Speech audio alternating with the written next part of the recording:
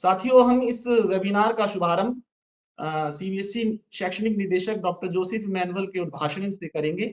अतः मैं बड़े आदर के साथ डॉक्टर जोसेफ इमैनुअल जी से अनुरोध करता हूं कि वे इस वेबिनार के विषय में अपने विचार हमारे समक्ष रखें। Doctor Joseph Emmanuel. धन्यवाद हिलाल जी। मेरे साथ जुड़े हुए सीबीएसई का साथियों, असीम प्रेमजी यूनिवर्सिटी का faculties, all the teachers who are joining us on this platform for this webinar, आप सबको मेरा हार्दिक अभिनंदन। ये कार्यक्रम आयोजन करने के लिए मेरे साथी हिलाल जी, डॉक्टर श्वेता सिंह, डॉक्टर आंचल, डॉक्टर शिल्पी, आप सबको बहुत बहुत धन्यवाद। सीबीएसई 2019 से कॉम्पिटेंसी बेस्ड एजुकेशन के लिए काफी प्रयास कर रहे। ये हमारा न्यू नेशनल एजुकेशन पॉलिसी का भी एक महत्वपूर्ण रिकमेंडेशन। सो कॉम्पिटेंसी बेस्ड एजुकेशन हमारा स्कूलों में कैसे लागू करना, हमारा जो स्कूल सिस्टम कैसे कॉम्पिटेंसी बेस्ड एजुकेशन के लिए तैयार करना, कैसे इसको आगे बढ़ाना, इसको इसको ध्यान में रखते हुए काफी योजना सीबीएसई तैयार कर रहे हैं। उसके लिए असीम प्रेमजी यूनिवर्सिटी का काफी योगदान मिला है। तो सीबीएसई और असीम प्रेमजी यूनिवर्सिटी दोनों का सहयोग से ये कार्यक्रम आज आपके सामने हम लोग आयोजन कर रहे हैं। ये webinar basically teachers capacity building के लिए ऑर्गेनाइज कर रहे। टीचर्स का फीडबैक हमारा जो लर्निंग फ्रेमवर्क को एम्पावर करने के लिए, रिफाइन करने के लिए काफी मदद करेगा। तो इसलिए आप लोग ये वेबिनार के बाद आपका जो फीडबैक सीबीएसई को जरूर भेजिएगा। उसके लिए भी सिस्टम है, सिविस का प्लेटफॉर्म का थ्रू आप उसका फीडबैक दे सकते। ये फीडबैक के बाद आपको ये डॉक्यूमेंट फाइनलाइज करके हम आपका सामने रखेंगे। ये आपको आगे teaching, learning and assessment in Hindi, particularly language teaching के लिए काफी मदद करेगा। तो language competency one of the essential competency है आज का टाइम में, and it will lead to other competencies also, क्योंकि लैंग्वेज से ही अदर कॉम्पिटेंसीज का डोर्स खुलता है। तो इसलिए language learning is very important, particularly in Indian context. Hindi का बहुत बड़ा महत्व है, योगदान है। तो इसलिए हिंदी का ये वेबिनार बहुत इंपॉर्टेंट है। आप सब इसमें अच्छे से भाग लेके इसका फायदा उठाएं। आप सबको धन्यवाद, आप सबको पुनः अभिनंदन। इस कार्यक्रम में आप भाग लेने के लिए आप सबको मैं पुनः बधाई देता हूं। और हिलाल जी, आपको आगे बढ़ाने के लिए मैं रिक्वेस्ट कर रहा हूँ। धन्यवाद। और एक बार फिर वेबिनार्स में जुड़े हमारे सभी साथियों को पुनः नमस्कार। जैसा कि जोसेफ सर ने कहा और हिलाल सर ने भी कहा कि ये हमारी वेबिनार श्रृंखला की चौथी कड़ी है, जिसमें हम हिंदी भाषा पर कुछ बातचीत रखेंगे आपके सामने। आज अगर देखा जाए तो मैं अपनी बात आप लोगों से इसी तरह साझा कर पा रही हूँ क्योंकि हम एक भाषा को समझते हैं। तो चलिए लर्निंग स्टैंडर्ड्स फ्रेमवर्क पर बात करते हैं और ये समझने की कोशिश करते हैं कि इसमें हमने भाषा को किस रूप में देखा है। आमतौर पर अगर देखा जाए तो एक शिक्षक के लिए कई शैक्षणिक सामग्रियां उपलब्ध होती है भाषा शिक्षा को करने के लिए।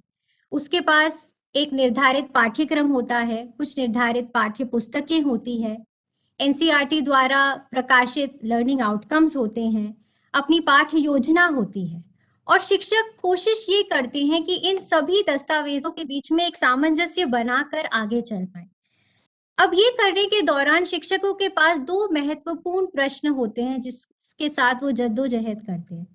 पहला कि क्या मैं अपने बच्चों के स्तर अनुसार ऐसी पाठ योजना बना पाऊं जिससे कि बच्चे सीख पाएं, भाषा के वो मूल कौशल सीख पाएं। तो पहली चुनौती शिक्षकों के पास ये होती है। दूसरी चुनौती उनके पास ये भी होती है कि मैं ऐसी कक्षा प्रक्रियाओं को अपने कक्षा में शामिल करूं जिससे भाषा शिक्षण के जो उद्देश्य हैं और शिक्षा के जो वृहद उद्देश्य हैं उसकी भी पूर्ति हो पाए। हालांकि ये बात हम सभी जानते हैं कि पब्लिक डोमेन में ऐसे कई दस्तावेज आए हैं जो इस बात की पुष्टि करते हैं कि भाषा क्यों जरूरी है और भाषा शिक्षण कैसा होना चाहिए। पर साथ ही इस चीज की भी जरूरत महसूस होती है कि क्यों ना इन सभी चीजों को एक साथ लाया जाए, एक साथ प्रस्तुत किया जाए, जिससे हमारे शिक्षक साथियों के लिए एक तरह से वन स्टॉप डॉक्यूमेंट बने, जिसमें इन सभी प्रश्नों के उत्तर एक सरल तरीके से उनके पास हाजिर हो। तो इसी प्रयास को आगे ले जाते हुए हमने इस लर्निंग फ्रेमवर्क दस्तावेज को बनाने की कोशिश की है। उम्मीद ये है कि इस डॉक्यूमेंट के माध्यम से सभी लोग जो शिक्षा से जुड़े हुए हैं, खासकर भाषा शिक्षा से जुड़े हुए हैं, उनमें एक साझी समझ का विकास होगा, भाषा शिक्षण के उद्देश्यों को लेकर, भाषा शिक्षण के आउटकम्स को लेकर, भाषा शिक्षण से जुड़ी प्रक्रियाओं को लेकर और आकलन को लेकर। अगर हम आगे चलें और इस पर बात करें कि आखिर इस दस्तावेज का खाका कैसा है, तो अगर संरचना की बात करें हम इस डॉक्यूमेंट की, तो इसके 9 भाग हैं, कुल 9 भाग हैं। देखा जाए तो इन 9 भागों को हम 2 बड़े हिस्सों में बांटकर देख सकते हैं। इसका जो पहला हिस्सा है वो इस डॉक्यूमेंट के सैद्धांतिक पक्ष को रखता है, और इसका जो दूसरा हिस्सा है वो ये प्रयास करता है कि जो सैद्धांतिक पक्ष में बातें की गई है उन सिद्धांतों को शिक्षक अपनी कक्षा में किस तरह से ले जा सकेंगे। तो पहले पक्ष की बात मैं रखती हूँ। इसके पहले भाग में 6 चीजों पर मूलभूत तरह से बात की गई है। पहला कि ये जो भाषा की हम बात करते हैं, हिंदी भाषा की हम जो बात करते हैं, इस विषय की प्रकृति क्या है, भाषा शिक्षण किस तरह से गणितीय शिक्षण या सामाजिक विज्ञान या विज्ञान के शिक्षण से इतर है। तो इसका एक भाग इस चीज पर बात करता है। दूसरा भाग इस पर बात करता है कि माध्यमिक स्तर पर भाषा से हमारी क्या अपेक्षाएं हैं, प्रत्येक बच्चों में वो कौन से मूलभूत कौशल हैं, वो कौन सी दक्षताएं हैं जो भाषा के माध्यम से हम प्रदान करना चाहते हैं। तीसरा इसका जो हिस्सा है वो इस पर बात करता है कि हमारे पाठ्य पुस्तक में जो अलग अलग विषय वस्तु हैं उसको क्या हम किसी तरह से, किसी व्यवस्थित तरह से ऑर्गेनाइज कर सकते हैं जिससे कि भाषा शिक्षा के जो उद्देश्य हैं उसकी पूर्ति हो पाए। चौथा इसका हिस्से में ये बात होती है कि जब हम कहते हैं कि एक बच्चा भाषा में सोचता है, एक भाषा में सोचता है, तो उस सोचने का मतलब क्या होता है, What does thinking mean in a language? उसके अलग अलग संज्ञानात्मक स्तर क्या होते हैं, कल्पना करने का मतलब क्या होता है, सृजनात्मकता का मतलब क्या होता है, विश्लेषण का मतलब क्या होता है। तो इस दस्तावेज में बहुत सारी बात इस पर की गई है। इसका 5वां आयाम इस पर बात करता है कि ये तमाम संज्ञानात्मक स्तर, ये तमाम कंटेंट डोमेन्स किस तरह से लर्निंग आउटकम्स के साथ जुड़ते हुए नजर आते हैं, जो कि एनसीईआरटी ने प्रकाशित किए हैं। अब जो बात हमारे डॉक्टर हिलाल इसके पहले कह रहे थे, वो बात पर गौर फरमाना यहाँ पर बहुत जरूरी है कि कई बार शिक्षकों को ये आउटकम्स काफी एब्स्ट्रैक्ट लगते हैं और जरूरत पड़ती है इसकी कि इन्हें थोड़ा कॉन्क्रीट फॉर्म में, थोड़ा स्पष्ट फॉर्म में हमारे शिक्षकों के पास ले जाया जा सके। इसलिए इस डॉक्यूमेंट में प्रयास किया गया है कि ये जो आउटकम्स है उनको दक्षताओं के माध्यम से और स्पष्ट किया जाए, जिससे शिक्षक के पास चाहे कोई भी विषय वस्तु क्यों ना हो, लेकिन उसकी जो मंजिल है वो उन दक्षताओं को हासिल करने तक उनको ले जाने में मदद करे। तो आउटकम्स जो दिए गए हैं उनको छोटी छोटी दक्षताओं में विभाजित करने का प्रयास किया गया है इस दस्तावेज में। ये 6 पहलू मिलके इस दस्तावेज के जो सैद्धांतिक पक्ष है उसको रखने की कोशिश करते हैं। इसके जो बाकी 3 भाग हैं वो इस पर बात करते हैं कि शिक्षक अपनी कक्षा में जब पाठ्य योजना बनाते हैं, जब शिक्षण प्रक्रियाओं का चयन करते हैं और जब आकलन प्रक्रियाओं का चयन करते हैं, तो उनकी क्या सजेस्टिव प्रिंसिपल्स हो सकते हैं, उनके क्या सजेस्टिव प्रोसेसेस हो सकते हैं। कुछ सैंपल्स के आधार पर हमने इस चीज का स्पष्टीकरण करने का प्रयास किया है इस डॉक्यूमेंट में। साथ ही आकलन के ऊपर बहुत ज्यादा जोर दिया है, क्योंकि हम चाहते हैं कि हमारे बच्चे दक्षता आधारित आकलन में सक्षम हो पाएं। इसीलिए फॉर्मेटिव असेसमेंट्स को पिरोया गया है इस डॉक्यूमेंट में, और इन 9 चीजों को पिरोते हुए, बुनते हुए ये पूरे लर्निंग फ्रेमवर्क दस्तावेज की संरचना की गई है। देखा जाए तो ये एक पूरी तरह से व्यापक पैकेज है जो हमारे शिक्षक साथियों को अपने काम को और सरल बनाने में मदद करेगा। आगे अगर बात करें तो इस डॉक्यूमेंट को बनाने में कुछ 3 बातों का हमने विशेष रूप से ध्यान रखा है। पहला तो कि कोई भी दस्तावेज शिक्षक की जो ऑटोनॉमी है, शिक्षक की जो स्वायत्ता है, उससे वो सर्वोपरि है, टीचर की ऑटोनॉमी सर्वोपरि है। तो एक और ये डॉक्यूमेंट सजेस्टिव बातें रखता है, पर हमारा जो कई सालों का शिक्षा में अनुभव है, वो हमें ये हमने ये पाया है कि शिक्षकों में असीम सृजनात्मकता होती है और आप अपने संदर्भ के हिसाब से, अपने बच्चों के स्तर के हिसाब से इस डॉक्यूमेंट को अंजाम दे पाएंगे। तो टीचर की ऑटोनॉमी को सर्वोपरि रखा गया है इस डॉक्यूमेंट में।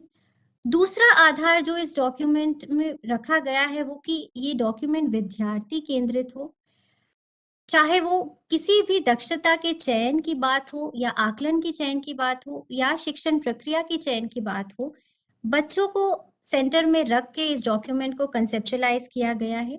ये बात और भी ज़रूरी अभी हो जाती है क्योंकि 2 साल से बच्चे नियमित रूप से कक्षाओं में नहीं आ पाए हैं और हमने ये कई दस्तावेज़ों में और रिपोर्ट्स में पाया है कि बच्चे ऐसी कई कौशल है जो भूल चुके हैं, काफ़ी लर्निंग लॉस हुआ है।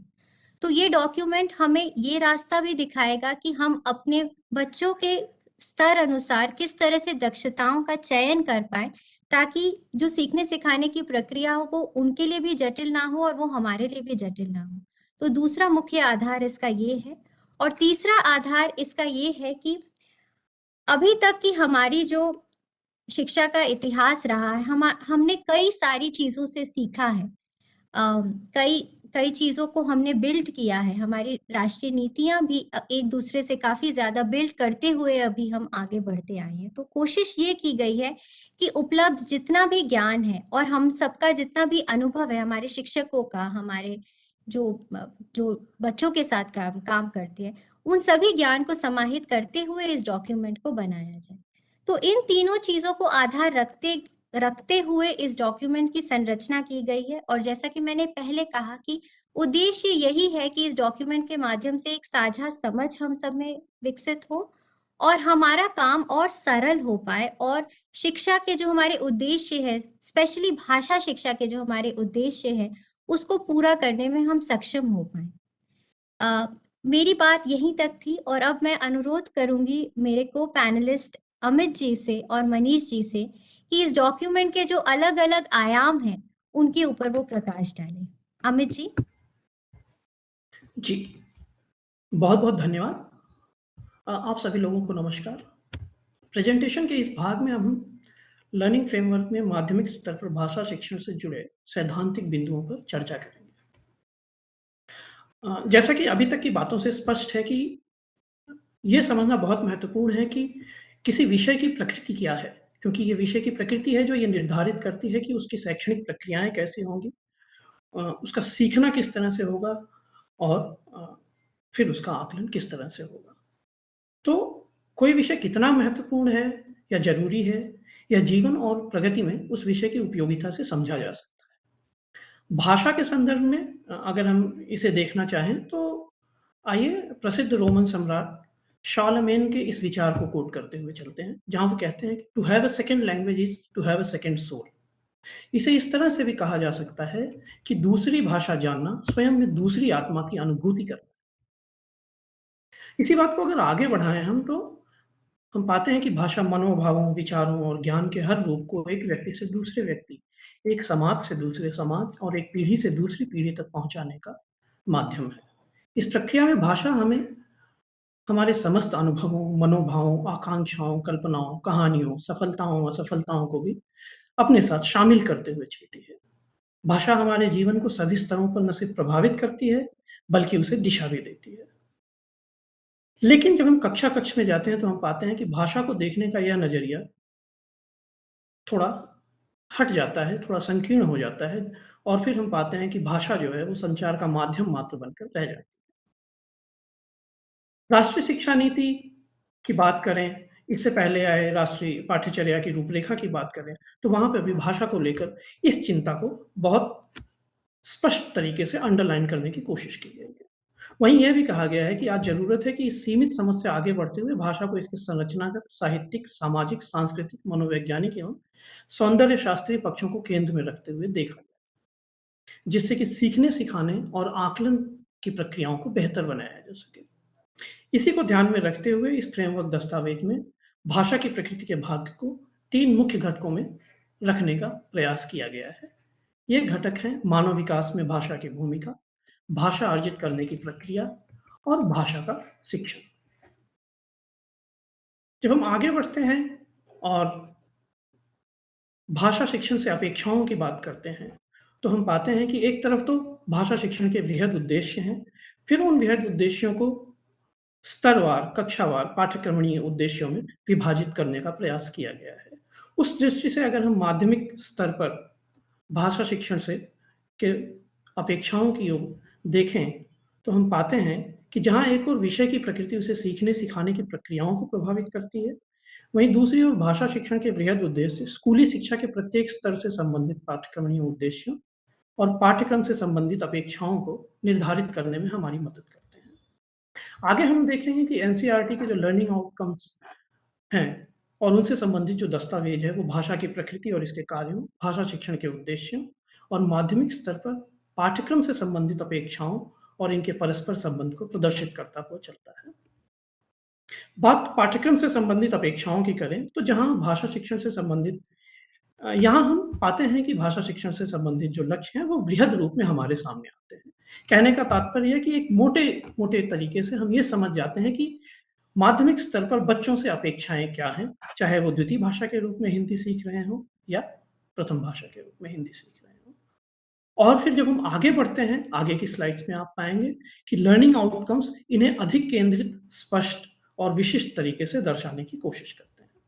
संक्षेप में कहा जा सकता है कि लर्निंग आउटकम्स अर्जित की गई दक्षताओं से संबंधित कथन हैं और ये कथन इस संदर्भ में विशिष्ट होते हैं कि इनका आकलन किया जा सकता है।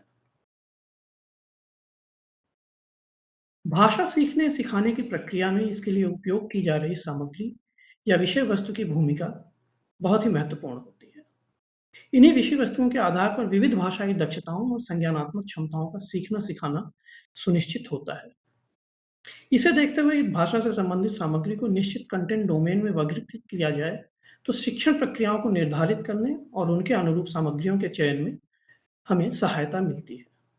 यह वर्गीकरण भाषा की प्रकृति, पाठ्यक्रम से संबंधित अपेक्षाओं, माध्यमिक स्तर पर विद्यार्थियों की संज्ञानात्मक स्तर से जुड़ी अपेक्षाओं और उनकी रुचियों को आधार बनाकर ही किया जा सकता है और हमारा प्रयास भी कुछ इसी तरह का रहा है इस डॉक्यूमेंट में। इन डोमेन्स की बात करें तो ये कुछ इस प्रकार से हमें नज़र आते हैं। सुनना और बोलना।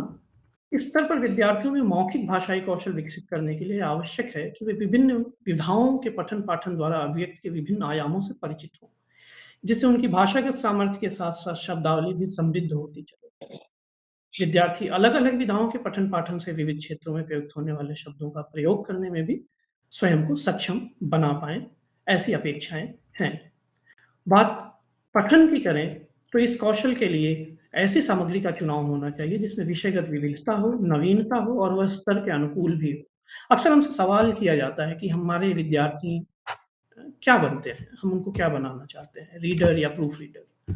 तो उस हिसाब से भी अगर हम एक बार देखने की कोशिश करें तो ये समझ में आता है कि वो पढ़ने की संस्कृति में मुब्तला हों, पढ़ने की संस्कृति को अपने जीवन का अंग बनाएँ, पढ़ना उनके लिए एक रोचक गतिविधि हो।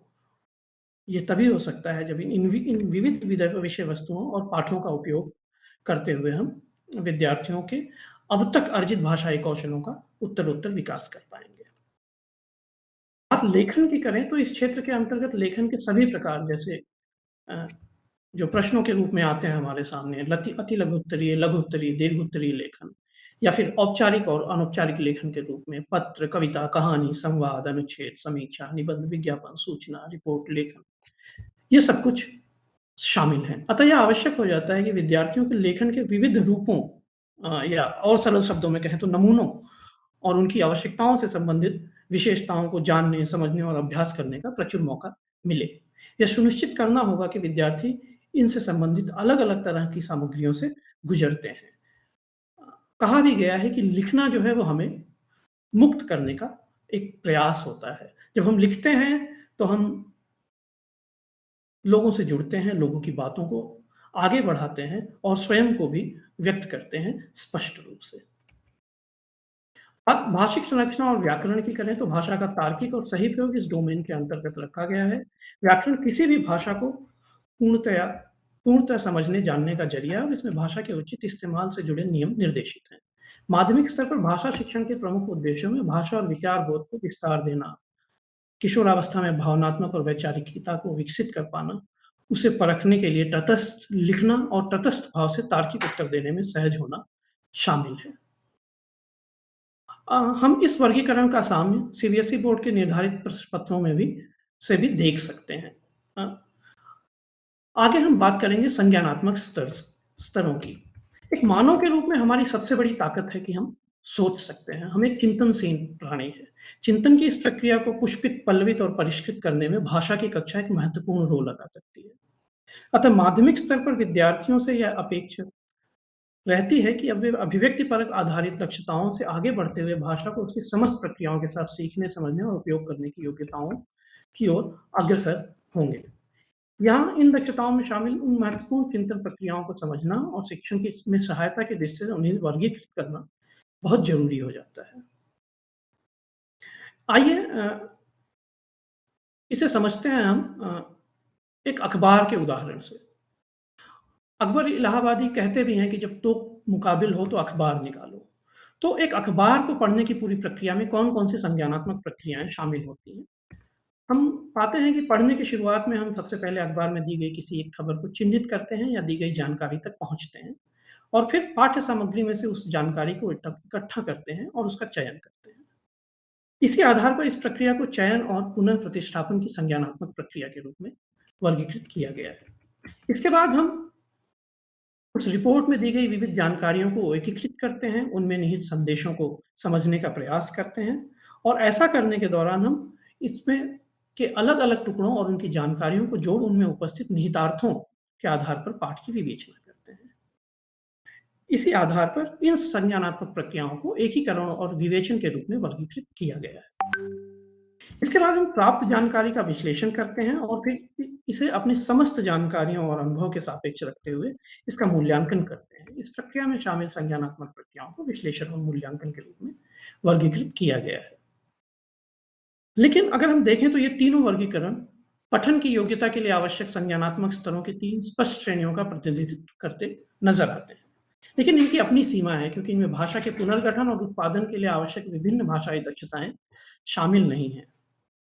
हम कह सकते हैं कि भाषा के पुनर्गठन और उत्पादन के लिए उचित वाक्य विन्यास, अर्थ विन्यास, भाषा और शैली की समझ आवश्यक है, जिससे कि अलग-अलग उद्देश्यों और परिस्थितियों के अनुरूप प्रामाणिक और स्तरीय भाषाई कार्य को व्यक्त और संप्रेषित किया जा सके। भाषा पुनर्गठन और भाषा निर्माण जैसे उच्च स्तरीय संज्ञानात्मक कौशलों और प्रक्रियाओं को देखते हुए हमने इस फ्रेमवर्क में इस संज्ञानात्मक स्तर को सृजन के रूप में वर्गीकृत किया है।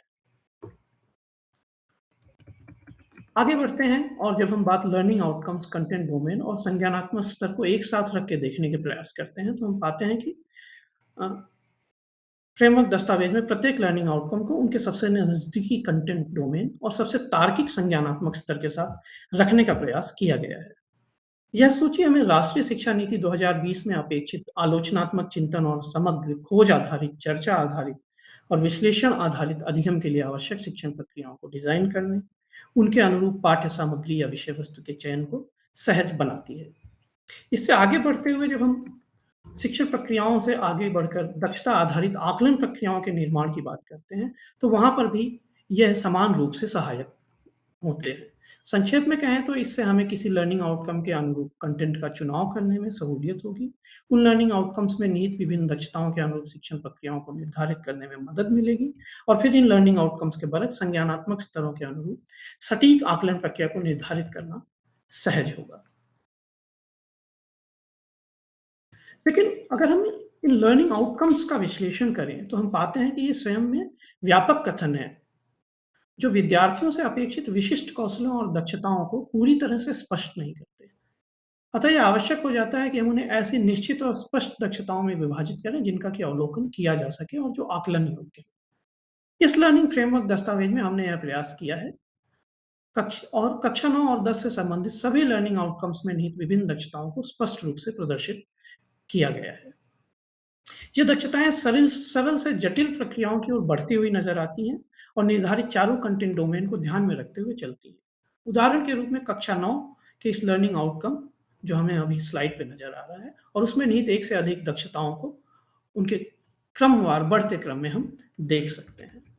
इसी के साथ जैसा कि शुरू में हिलाल सर कह रहे थे कि इसके साथ ही हम यदि कक्षा 9 और 10 के निर्धारित लर्निंग आउटकम्स को एक साथ देखें तो हमें कक्षा 9 से 10 में लर्निंग आउटकम्स और उनमें निहित दक्षताओं में उत्तरोत्तर प्रगति नजर आती है। कक्षा 9 के लर्निंग आउटकम संख्या 3 और कक्षा 10 के लर्निंग आउटकम संख्या 12 को यदि हम एक साथ रख के देखते हैं तो यह स्पष्ट होता है कि लर्निंग आउटकम्स का उद्देश्य है कि विद्यार्थी पाठ्य पुस्तक के अतिरिक्त अन्य पाठ्य सामग्रियों में रुचि ले, उनको हस्तगत करने के प्रयास करें, उन्हें प्राप्त करें और उन्हें पढ़ें। लेकिन हम यदि कक्षा 10 में देखें तो इसमें 2 अन्य अपेक्षाएं और उनसे संबंधित दक्षताएं जुड़ती हुई नजर आती हैं। कक्षा 9 में लर्निंग आउटकम का पूरा फोकस जहां पठन पर है, वहीं कक्षा 10 में इससे संबंधित लर्निंग आउटकम का ये जो क्षेत्र है वो विस्तृत होकर पठन के साथ ही साथ लेखन और मंचन से जुड़ी अपेक्षाओं और दक्षताओं को भी स्वयं में शामिल कर सकता है। ठीक इसी तरह से कक्षा 9 में अपेक्षित चिंतन कौशल चयन और पुनः प्रतिस्थापन के संज्ञानात्मक स्तर से संबंधित है, वहीं कक्षा 10 में संज्ञानात्मक स्तर उच्चतर स्तरीय दक्षताओं को केंद्र में रखते हुए सृजन तक जाता है। अपेक्षित दक्षताओं में इस प्रकार का उत्तरोत्तर विकास सभी कंटेंट डोमेन से संबंधित लर्निंग आउटकम्स और उनमें निहित दक्षताओं में देखा जा सकता है।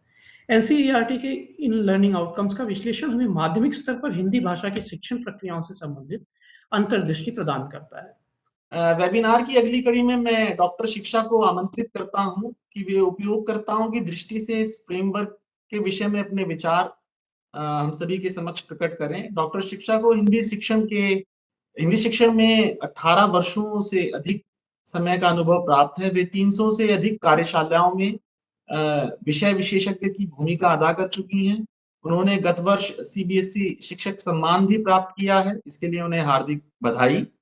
मैं अनुरोध करूंगा कि वे उपयोगकर्ताओं की दृष्टि से इस फ्रेमवर्क के संबंध में अपने कुछ विचार हमारे साथ साझा करें। डॉक्टर शिक्षा। धन्यवाद सर। सर्वप्रथम मैं doctor Joseph Emmanuel sir, doctor Shweta Singh madam, Hilal sir, Azim Premji university के शिक्षाविद तथा हमारे साथ जुड़े सभी शिक्षकों व हिंदी सेवियों और कौमुदी मैम का हार्दिक धन्यवाद देती हूँ। यह मेरे लिए बहुत खुशी की बात है कि लर्निंग स्टैंडर्ड फ्रेमवर्क यानी कि भाषा सीखने के मानक ढांचे के तैयार होने की प्रक्रिया में समय समय पर सभाओं में भाग लेने और उससे संबंधित उसे पढ़ने और समझने का मुझे सुअवसर प्राप्त हुआ। इसके प्रति अपनी प्रतिक्रिया व्यक्त करने का आज मुझे अवसर मिल रहा है। एक अध्यापिका होने के नाते मैं इस सामग्री को सभी भाषा अध्यापकों व हिंदी सेवियों के लिए अत्यधिक उपयोगी समझती हूँ, क्योंकि इसके माध्यम से एक नई अध्यापिका या नया अध्यापक जो भले ही अपनी पढ़ाई पूरी करके पहली बार अध्यापन के क्षेत्र में कदम रख रहा हो या रख रही हो, या अन्य अध्यापिकाएं या अध्यापक जो वर्षों का अनुभव लिए हुए हैं, सभी के लिए यह दस्तावेज अत्यधिक उपयोगी सिद्ध होगा। यदि किसी विद्यालय में सीमित छात्र हैं तथा अध्यापकों की संख्या अधिक नहीं है, जिसके कारण अध्यापक आपस में चर्चा नहीं कर पाते, उस स्थिति में भी यह दस्तावेज पढ़कर, गुनकर तथा प्रयोग करके हम सभी अपने शिक्षक होने के कर्तव्य को सहजता से पूर्ण कर पाएंगे। एक वृहद विचारधारा के साथ तैयार किया गया यह दस्तावेज मूल अवधारणाओं, मानक बिंदुओं, सीखने के प्रतिमान, शिक्षण अधिगम प्रक्रिया को अपने भीतर सहजता से संजोए हुए है। मैं कहूंगी कि एक भाषा व एक विषय के रूप में हिंदी शिक्षण अधिगम प्रक्रिया के कार्यान्वयन के लिए बहुत सी सामग्री हमें विभिन्न माध्यमों से, चाहे वह सीबीएसई के माध्यम से है या एनसीईआरटी के माध्यम से, समय समय पर जारी किए गए परिपत्रों से और अन्य सीखने के प्रतिमानों के माध्यम से प्राप्त होती रही है।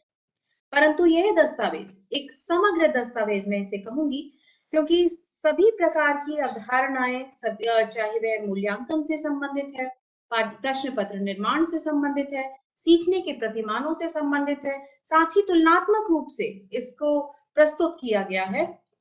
यह दस्तावेज एक समग्र दस्तावेज है और कक्षा 9वीं 10वीं के लिए अपेक्षित सामग्री को एक साथ न सिर्फ एकत्रित किए हुए है, अपितु नई शिक्षा नीति की अवधारणा को आत्मसात करवाने हेतु एक मार्गदर्शक की भूमिका निभाता है।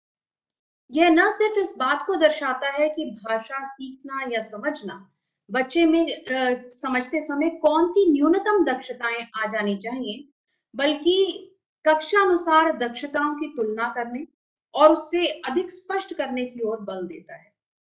कक्षा 9वीं के लर्निंग आउटकम के साथ साथ कंटेंट डोमेन, सुनना, बोलना, पढ़ना, लिखना, फिर संज्ञानात्मक स्तर का विवरण, जिसके माध्यम से एकीकरण या विवेचन, अधिगम और पुनः प्रतिष्ठापन, विश्लेषण और मूल्यांकन तथा सृजन सभी की भावाभिव्यक्ति बहुत सुंदर रूप से प्रस्तुत की गई है।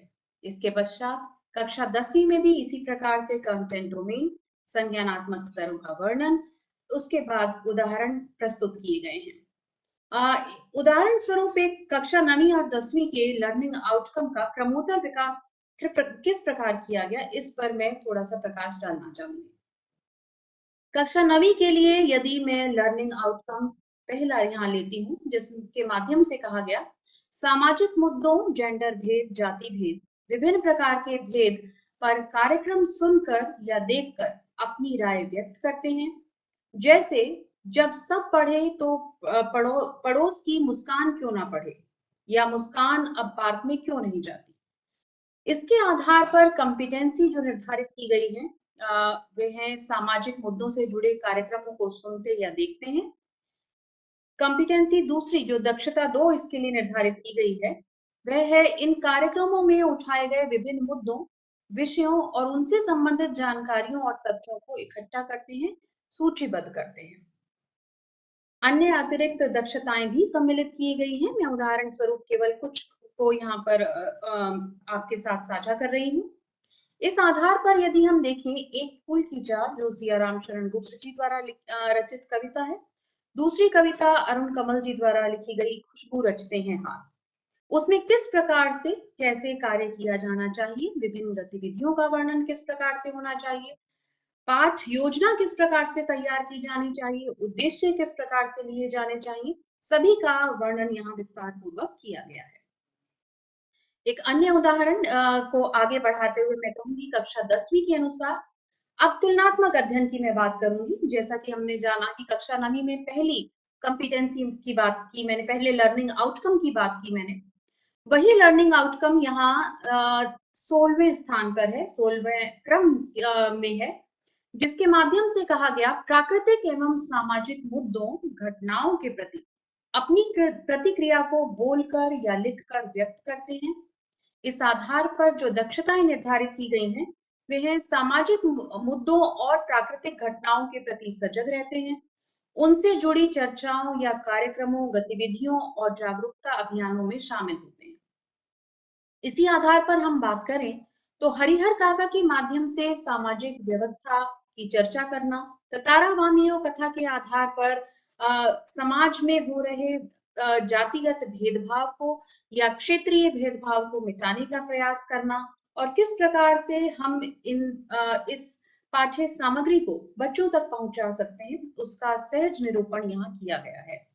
कला समेकित अधिगम, अनुभवात्मक अधिगम, परियोजना कार्य, खोजपूर्ण प्रणाली, सभी का विस्तार पूर्वक वर्णन हमें इस दस्तावेज के माध्यम से प्राप्त होगा।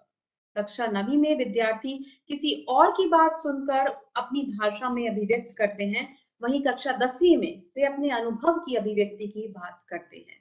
तो इस प्रकार का तुलनात्मक अध्ययन हमें ये ऐसा मैं पहला दस्तावेज कहूंगी, अलग अलग तो हमें बिल्कुल मिलते रहे हैं समय समय पर इस प्रकार की सामग्री, लेकिन तुलनात्मक रूप में किया गया ये पहला प्रयास है। आगे मैं बात करूंगी कि ब्लूम्स टेक्सोनॉमी के आधार पर किस प्रकार हमें अपनी शिक्षण अधिगम प्रक्रिया, जो कि पूर्णतः ब्लूम्स टेक्सोनॉमी पर आधारित है, उसमें किस प्रकार से स्तरों का विभाजन किया जाए और किस आधार पर उन्हें एक संयुक्त रूप में भी प्रयोग किया जाए, इसका वर्णन भी इस दस्तावेज में किया गया है, जो कि हम अध्यापकों के लिए एक दिशा निर्देश का कार्य करेगा। भाषा संबंधी संज्ञानात्मक, भावात्मक, प्रक्रियात्मक, मनोप्रेरक पक्षों के आधार पर तथा उनके उपस्तरों के आधार पर पुनः विचार कर सहज व ग्राह्य आयामों में वर्गीकृत किया गया है, जिनमें अधिगम और पुनः प्रतिष्ठापन, एकीकरण और विवेचन, विश्लेषण और मूल्यांकन तथा सृजन के विषय में बताया गया है। यूज ऑफ आईसीटी, जो कि हमारी नई शिक्षा नीति और वर्तमान की मांग भी है, और कि इसके प्रयोग का भी पूरी तरह से वर्णन किया गया है। यूट्यूब लिंक के माध्यम से विभिन्न स्थानों पर उदाहरण प्रस्तुत किए गए हैं। वह केवल एक पाठ्यक्रम के आधार पर ही नहीं, अपितु समाज के अतिरिक्त पक्षों के आधार पर, बल्कि छोटा सा उदाहरण प्रस्तुत करूंगी यहाँ। क्रोध न करना, जो कि हम किस प्रकार के मूल्य बच्चों में आत्मसात करवाना चाहते हैं, इस बात का भी वर्णन करता है। तो ऐसे छोटे छोटे बिंदुओं को जो हमारे विद्यार्थियों के लिए, शिक्षार्थियों के लिए अत्यधिक उपयोगी हैं, उन्हें भी यहाँ सम्मिलित किया गया है और अध्यापकों के लिए सुझावित गतिविधियों के रूप में प्रस्तुत किया गया है। तो शिक्षण को, मैं कहूंगी, शिक्षण को नए संदर्भों व वर्तमान की मांग के अनुसार जोड़ने वाला यह दस्तावेज है। एक भाषा और विषय के महत्व को दर्शाता हुआ, साथ ही जीवनानुभवों को बढ़ाने तथा प्रयोग करने की ओर बल देता है।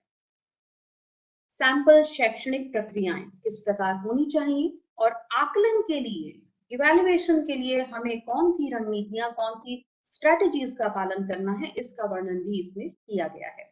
प्रश्न पत्र निर्माण करते समय किन मुख्य बातों को हमें ध्यान में रखना है, आकलन के लिए कौन से प्रश्न पूछे जाने चाहिए, किस पाठ के आधार पर या गद्य के आधार पर कैसे प्रश्न होने चाहिए, काव्य के आधार पर कैसे होने चाहिए, अंक योजना का भी सैंपल इसमें दिया गया है, संदर्भ सूची दी गई है।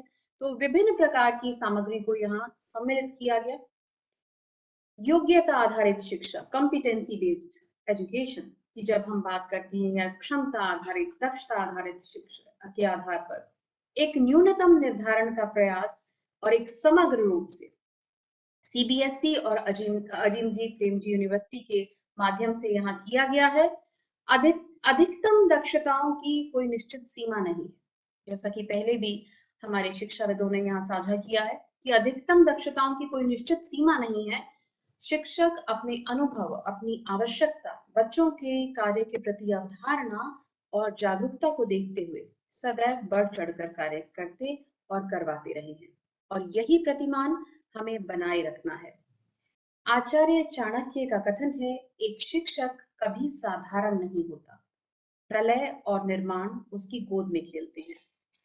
यही नव निर्माण का कार्य नई शिक्षा नीति और सीबीएसई की अपेक्षाओं के आधार पर करने के लिए हम सभी अध्यापक सदैव प्रयत्नशील रहें और इस महत्वपूर्ण दस्तावेज का लाभ अवश्य उठाएं। यह दस्तावेज, जिस प्रकार हम हिंदी में वर्तनी के लिए मानक देवनागरी लिपि तथा वर्तनी, जो कि केंद्रीय हिंदी निदेशालय द्वारा प्रस्तावित की गई है, उसका प्रयोग करते हैं, वहीं यह दस्तावेज सीबीएसई के माध्यम से एक ऐसा दस्तावेज है जो शिक्षण अधिगम प्रक्रिया को सुचारू रूप से, समग्र रूप से आगे बढ़ाने का एक अवसर प्रदान करता है। अक्सर मैं अध्यापकों को कहते हुए सुनती हूँ, हमें सिलेबस पूरा करना है, हमें सिलेबस कवर करना है, हमें सिलेबस खत्म करना है। मैं कहती हूँ कि हमें सिलेबस कवर नहीं करना, यह दस्तावेज हमें सिलेबस को अनकवर करना सिखाता है, क्योंकि तभी हम बच्चों तक पहुंच सकते हैं। और जो आवश्यकता है कि कॉम्पिटेंसी बेस्ड एजुकेशन, बच्चों में दक्षता का समावेशन होना, नई शिक्षा नीति का प्रयोग होना, और जिन अवधारणाओं को, जिस उद्देश्य की पूर्ति के लिए यह सभी कार्य किया जा रहा है, उसे एक समग्रता के साथ लागू तभी किया जा सकता है। तो मेरे सभी हिंदी सेवी अध्यापक अध्यापिकाएं जो आज हमारे साथ जुड़े हुए हैं और इसके बाद भी YouTube के माध्यम से इसे देख पाएंगे, उन सभी से मैं कहना चाहूंगी कि आप अवश्य अपना फीडबैक आप यहाँ पर साझा करें, जिसके विषय में अभी सूचना दी जाएगी कि किस प्रकार से आप इस दस्तावेज को पढ़कर आप फीडबैक दे सकते हैं इसके प्रति, ताकि इसमें यथा योग्य इसके लिए प्रयास और अधिक प्रयास किए जा सके और हम सभी के लिए यह अत्यधिक उपयोगी सिद्ध हो। हार्दिक धन्यवाद एवं आभार। धन्यवाद सर। सिविस के सभी साथियों का मैं हृदय से आभार प्रकट करता हूँ। अब आपसे प्राप्त कुछ प्रश्नों का उत्तर देने का प्रयास करेंगे, तो मैं डॉक्टर मनीष और डॉक्टर अमित जी से रिक्वेस्ट करूँगा कि यदि उन्हें कुछ प्रश्न अतुल जी ने फॉरवर्ड किए हैं, तो वो अपने प्रश्नों से शुरुआत कर सकते हैं। उसके बाद में मुझे 1-2 प्रश्न प्राप्त हुए हैं, तो मैं उनका उत्तर देना चाहूँगा। तो मनीष जी, अमित जी या हिलाल सर, थैंक यू। मैं क्वेश्चंस पूछ लेती हूँ कुछ। तो ओके। सबसे पहले सारे शिक्षक साथियों का बहुत आभार। उन्होंने बहुत सारे सजेशंस और बहुत सारे क्वेश्चंस पूछे हैं। तो समय को देखते हुए मैं 2 क्वेश्चंस पूछ रही हूँ। एक हिलाल सर आपके लिए है, सीबीएसई के लिए है एक प्रश्न, और एक हिंदी विषय से जुड़ा हुआ प्रश्न है। सो हिलाल सर, प्रश्न सीबीएसई से जुड़ा हुआ ये है कि क्या कक्षा 11वीं और तथा 12वीं के लिए अगर कुछ सूचना है तो आप जरूर प्रदान करें। उनके लिए इस तरीके का कोई दस्तावेज बन रहा है क्या, तो उसके बारे में जानकारी चाहते हैं शिक्षक। बहुत सारे शिक्षकों ने ये पूछा है। मैं अभी आप सभी लोगों को ये सूचित करना चाहता हूँ कि कक्षा 11वीं और 12वीं हेतु हिंदी के लर्निंग स्टैंडर्ड फ्रेमवर्क पर कार्य अपने लगभग अंतिम चरण में पहुंच चुका है। उसको हमें कुछ एक पुनरावलोकन प्रक्रिया से के लिए बहुत सारे एक्सपर्ट्स का एक ग्रुप बनाने का कार्य मिला हुआ है। जल्द से जल्द हम इसको पुनरावलोकन कराकर उसके बाद में इसको फाइनलाइजेशन की ओर लेके जाएँगे। तो ऐसा ही एक हम चाहते हैं कि ऐसा ही एक कंसल्टेशन परामर्श वेबिनार आयोजित कर आपसे भी आपके समक्ष भी उसको लाया जाए, ताकि आप भी उस पर अपनी प्रतिपुष्टि हमसे शेयर कर सकें और उसको अंतिम रूप देने में हमारी सहायता कर सकें। तो सर्टेनली डेफिनिटली काम अपने अंतिम चरण पर ही है हिंदी के लिए कक्षा 11वीं-12वीं के लर्निंग स्टैंडर्ड फ्रेमवर्क पर। धन्यवाद। जी, धन्यवाद हिलाल सर। अगला प्रश्न मनीष और अमित के लिए है। बहुत सारे शिक्षक साथी ये जानना चाहते हैं कि इन 2 वर्षों के दौरान बहुत सारे बच्चों का लेखन कौशल में बहुत कमी आई है। तो लेखन कौशल में किस तरीके से सुधार किया जा सकता है, उसके बारे में अगर आप कुछ जानकारी प्रदान करें तो।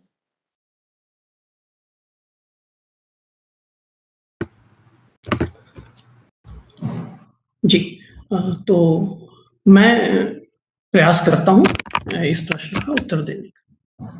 तो जब हम लेखन की बात करते हैं तो उसमें दोनों तरह के लेखन माध्यमिक स्तर पे हम देखें तो हमें नज़र आते हैं और जिसकी आवश्यकता हमें प्रतीत होती है। वो औपचारिक लेखन भी है, अनौपचारिक लेखन भी है। यदि मैं सवालों को देखूँ तो बहुत सारे जो सवाल हैं वो अनौपचारिक लेखन या रचनात्मक लेखन से भी संबंधित हमारे पास आए हैं, जो यहाँ पे नज़र आ रहे हैं, जैसे कि कथा, कहानी लिखना, उसकी तरफ कैसे प्रेरित किया जाए, या लेखन में जो इंटरेस्ट है वो समाप्त हो गया, उसको कैसे बढ़ाया जाए। तो यदि इन सारी बातों को एक साथ रखकर देखने की कोशिश की जाए, तो पहला ज़िक्र तो मैं इसी स्टैंडर्ड फ्रेमवर्क डॉक्यूमेंट का करूँगा। इसमें आप पाएँगे कि इसके एनेक्सर 6 में, जो कि लेखन और गद्यांश से जुड़ा हुआ रूब्रिक्स हमारे सामने प्रस्तुत करता है। ये बहुत स्पष्ट तरीके से 5 मुख्य बिंदुओं में ये बताने की कोशिश करता है कि लेखन में वो कौन से मुख्य बिंदु हैं जिन पे ध्यान दिए जाने की आवश्यकता है, किस तरह से उन पे ध्यान दिए जाने की आवश्यकता है, और उनके आकलन की प्रक्रियाएँ भी क्या हो सकती हैं। क्योंकि बहुत सारे सवाल ऐसे हैं कि वर्तनी पे अंक कैसे हों या किसी पे और पे अंक कैसे हों। तो यदि उन बिंदुओं का ज़िक्र करें हम, तो जैसे जो विषय वस्तु है लेखन की वो कैसी है, केंद्रित है। अगर किसी एक विषय पे केंद्रित है तो वो उसका केंद्रित होना नज़र आ रहा है कि नहीं? वो उस विषय को उसके पूरे विस्तृत फलक में देख पा रही है कि नहीं? वो लेखन में ऐसी चीज़ें स्पष्ट हो रही हैं कि नहीं? पूरा लेखन का जो संगठन है वो कैसा है? बिखरा-बिखरा है या एक प्रवाह में है, एक फ्लो में है? ये है कि नहीं? लेखन की जो मूल संवेदना है, वो जो विषय है, वो उस मूल संवेदना को उभार पा रहा है कि नहीं? ऐसा कुछ कर पा रहा है कि नहीं? और उस लेखन में जो शब्दों का चयन है, किस तरह के शब्द वहाँ पे लिए गए हैं? क्या वो उस विषय से जिस देश काल परिस्थिति में वो लिखा जा रहा है, उससे उसकी प्रासंगिकता को बनाए हुए है, या कृत्रिमता उनमें नज़र आ रही है? इसके साथ ही साथ वाक्य संरचना कैसी है? व्याकरण की दृष्टि से देखें तो वाक्य संरचना और वर्तनी जिस पे के सवाल भी हैं और बहुत सारे, तो ये उसमें किस तरह से नज़र आ रहे हैं, वाक्यों का आपस में सामंजस्य है कि नहीं, वो जो हम कोहेरेंस की बात करते हैं, सीमलेसनेस की बात करते हैं, वो प्रवाह नज़र आ रहा है कि नहीं, टूट तो नहीं रहा है वो क्रम, व्यतिक्रम तो नहीं हो रहा है, और इसके साथ ही साथ भाषा और शैली, ये सारी चीज़ें हमें देखनी होती हैं। लेकिन बात ये है कि ये लेखन हो कैसे? इसके लिए किया क्या जाए? तो बहुत ज़रूरी है कि हम पूर्व तैयारी के रूप में क्या कर रहे हैं।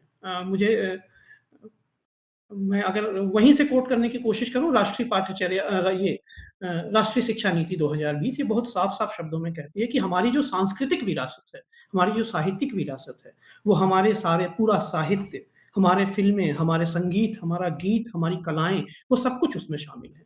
तो क्या हम अपनी कक्षाओं में, शिक्षण प्रक्रियाओं में इन चीज़ों को शामिल कर रहे हैं? जब तक बहुत सारी चीज़ें अलग-अलग तरह की पढ़ने को नहीं मिलेंगी, पूर्व तैयारी के रूप में, और उन पे बात नहीं की जाएगी कि कोई चीज़ कैसे लिख दी गई है, ये लिखने से क्या समझ में आ रहा है। कोई बड़ी बात कभी 2 लाइन में कह दी जाती है और कभी एक छोटी-सी बात पूरे-पूरे 1 डेढ़ पेज में कहनी पड़ती है। तो वो जो लेखन के अलग-अलग तरीके हैं, इनके नमूने जब तक बच्चों के पास, विद्यार्थियों के पास नहीं होंगे, तब तक वो लेखन को उसके पूरे विस्तृत फलक में, पूरे विस्तार में नहीं देख पाएँगे, और जब नहीं देख पाएँगे, तो उनका अपना लेखन भी बहुत संकुचित होगा, क्योंकि वो उन्हीं अनुभवों पर, उन्हीं उदाहरणों पर आधारित होगा, जो कुछ सीमित से उनके पास आए होंगे। तो ये बहुत ज़रूरी है, और इसके साथ ही साथ फिर एक चीज़ और जो बहुत ज़रूरी हो जाती है कि लेखन के विषय कैसे चूज़ करें, हम कैसे विषय उनको दें। तो क्या ये विषय एकदम से अलहदा हैं, या वो उनके अपने जीवन से, उनकी अपनी समस्याओं से, उनके अपने अनुभवों से, सपनों से, उनकी खुशियों से जुड़ते हुए हैं, जिसमें वो खुद को भी अभिव्यक्त कर पा रहे हैं क्या? ज़रूरी नहीं है कि हर बार विषय ये दें कि अपने बारे में लिखो। क्या और टॉपिक्स को चूज़ करके भी इनडायरेक्टली ये कहा जा सकता है कि वो अपने अनुभवों को, अपने विचारों को लिखें? क्योंकि जब वो अपनी बात आती है, अपना अनुभव आता है, तो लेखन अपने आप फ्लॉलेस हो जाता है, और तब लेखन में रुचि भी बनती है लिखने वाले की। तो मुझे लग रहा है कि ये कुछ बातें हैं जिनका ध्यान रखना चाहिए, और एक स्तर पे बच्चों को ये छूट भी देनी चाहिए। मुझे अ, वो आप सबने वो गाना सुना होगा मिलन पिक्चर में, सावन का महीना पवन करे शोर, फिर सिखाने वाला कहता है कि शोर नहीं शोर। तो ये छूट होनी चाहिए भाषा में, विशेष रूप से जब हम लेखन की बात करते हैं, रचनात्मक लेखन की बात करते हैं, कि हम तद्भव शब्दों को यूज़ कर सकें उसमें, देशज शब्दों को यूज़ कर सकें उसमें, लोकोक्तियों को यूज़ कर सकें उसमें, जो उनकी अपनी, बच्चों की जो अपनी भाषा है, उसके जो शब्द हैं, उसकी जो वाक्य पूरी भंगिमाएँ हैं, वो उसमें नज़र आएँ। जब तक ये छूट नहीं मिलेगी, तब तक वो लिखने की तरफ उस तरह से अग्रसर नहीं होंगे, जैसी अपेक्षाएँ हम उनसे करते हैं। तो मुझे लगता है कि इतने कम समय में इसी तरह से मैं इसको कह सकता हूँ। बहुत-बहुत धन्यवाद अमित जी। बहुत ही सुंदर आपने वर्णन किया कि किस तरीके से हम लेखन को और अधिक प्रभावी और प्रभावशाली बनाया जा सकता है। तो इस सत्र में उपस्थित सभी शिक्षकों का बहुत-बहुत धन्यवाद। हम सभी जानते हैं कि किसी समाज, किसी देश की स्थिति में सबसे अधिक बदलाव यदि कोई ला सकता है, तो वो केवल उसके शिक्षक हैं। छात्र आपके कड़े परिश्रम, विश्वास, देखभाल, मार्गदर्शन, समर्थन की वजह से खुद को इतना सक्षम बना सकेंगे कि हमारे समाज की तमाम विषमताएँ समाप्त हो जाएँगी। तो शिक्षक होना वाक़ई में एक बहुत बड़ा काम है। तो हम समय-समय पर आपकी अति व्यस्त दिनचर्या के बावजूद आपसे सहयोग की अपेक्षा करते रहते हैं। मुझे पूरा यकीन है कि इस बार भी आप हमें निराश नहीं करेंगे और अधिक से अधिक संख्या में इस फ्रेमवर्क को और अधिक उपयोगी बनाने के लिए अपने मत और विचार हमसे साझा करेंगे। इस संबंध में यदि आपको कोई और भी जानकारी की ज़रूरत पेश आए, तो आप कृपया कर मेरी साथी डॉक्टर श्वेता सिंह, संयुक्त सचिव से संपर्क कर सकते हैं। मैं अज़ीम प्रेमजी फाउंडेशन के सभी विशेषज्ञों का हृदय से आभारी हूँ, जिनके पिछले डेढ़ 2 वर्षों के निरंतर व अथक प्रयासों के कारण इस फ्रेमवर्क का निर्माण संभव हो पाया है। मैं उन सभी सीबीएसई शिक्षकों का भी आभारी हूँ, जिन्होंने इस पुनरीक्षण हेतु एक से अधिक मौकों पर अपने विचार साझा किए हैं। इस सत्र में उपस्थित सभी शिक्षकों का आभार। मैं सीबीएसई के अपने सभी साथियों एवं निदेशक व अध्यक्ष महोदय का उनके मार्गदर्शन, उत्साहवर्धन और सहयोग के लिए हृदय से धन्यवाद करता हूँ। एक बार फिर आप सभी का धन्यवाद। धन्यवाद।